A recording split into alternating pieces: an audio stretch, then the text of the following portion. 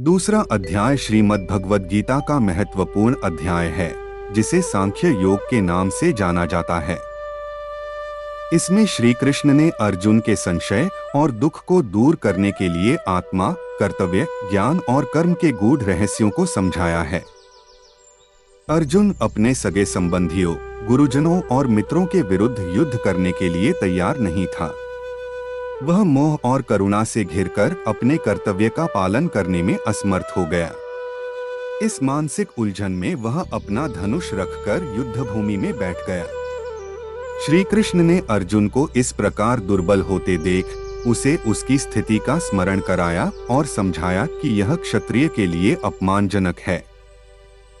श्लोक: कुतस्त्वा कश्मलमिदं विष्मे समुपस्थितम् अनार्यजुष्टमस्वर्ग्यम कीर्तिक्रमर्जुन।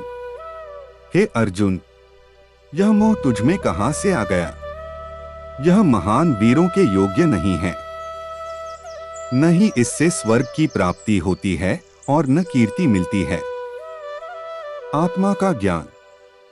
श्लोक: न जायते म्रियते वा कदाचित, नाय भूत्वा भविता वा न भूयः, अजो नित्यः शाश्वतोऽयं पुराणो, न हन्यते हन्यमाने शरीरे। आत्मा का न जन्म होता है और न मृत्यु। यह नित्य, शाश्वत और पुरातन है। शरीर के नष्ट होने पर भी आत्मा नष्ट नहीं होती। कर्तव्य का उपदेश। श्लोक: स्वधर्मंपि चावेक्ष्य न विकंपितुमर्हसि, धर्म्याद्धि युद्धात् श्रेयोन्यत् क्षत्रियस्य न विद्यते। अपने धर्म को देख तुझे युद्ध में विचलित नहीं होना चाहिए, क्योंकि क्षत्रिय के लिए धर्मयुक्त युद्ध से बढ़कर और कोई कल्याणकारी कर्म नहीं है। कर्मयोग का सिद्धांत।